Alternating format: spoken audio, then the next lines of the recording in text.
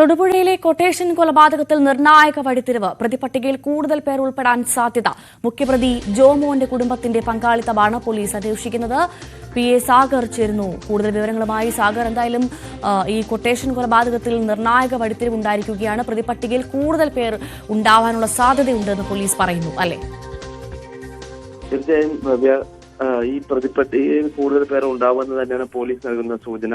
കഴിഞ്ഞ ദിവസങ്ങളിലെല്ലാം തന്നെ പോലീസ് ഇത്തരത്തിലുള്ള വിശദമായ ഒരു അന്വേഷണമാണ് നടത്തി വരുന്നത്. കഴിഞ്ഞ ദിവസം അറസ്റ്റിലായ കാപ്പ കേസ് പ്രതി ആഷിഖിനെ ചോദ്യം ചെയ്തപ്പോഴാണ് കേസിൽ ഇതുവരെ ഉണ്ടാകാത്തൊരു വഴിത്തിരിവ് പോലീസിന് ലഭിച്ചത്. ഈ കൊലപാതകത്തിന് ശേഷം കൊല്ലപ്പെട്ട ബിജുവിന്റെ മൃതദേഹം മുഖ്യപ്രതിയായ ജോമോന്റെ വീട്ടിലെത്തിച്ചു. ഇവിടെ നിന്ന് ദേഹപരിശോധന നടത്തി ബിജു മരിച്ചു എന്ന് ഇവർ ഉറപ്പാക്കി. ആ ഒരു മൊഴിയാണ് ഈ കഴിഞ്ഞ ദിവസം അറസ്റ്റിലായ ആഷിഖ് പോലീസിന് നൽകിയത്.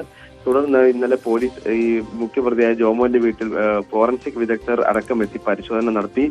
അവിടെ നിന്നും ബിജുവിന്റെ ശരീരത്തിൽ നിന്ന് പുറത്തേക്ക് വന്ന രക്തക്കറകളും മുടികളും എല്ലാം തന്നെ വീടിന് ഉള്ളിൽ നിന്നും കണ്ടെടുത്തു.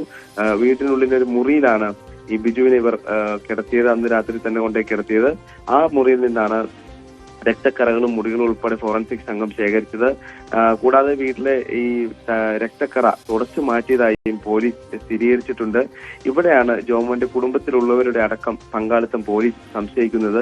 ഈ തെളിവ് നശിപ്പിക്കൽ അടക്കമുള്ള കുറ്റങ്ങൾ ചുമത്തിയാകും ഇനിയുള്ള പ്രതിപട്ടിക വിപുലീകരിക്കുക. കാരണം കുടുംബത്തിലുള്ള ആരെങ്കിലും ഈ ഒരു കാര്യത്തിന് വേണ്ടി ഒത്താശ ചെയ്തോ കൂടെ നിന്നോ എന്നുള്ളത് അടക്കമുള്ള കാര്യങ്ങളാണ് പോലീസ് അന്വേഷിക്കുന്നത്.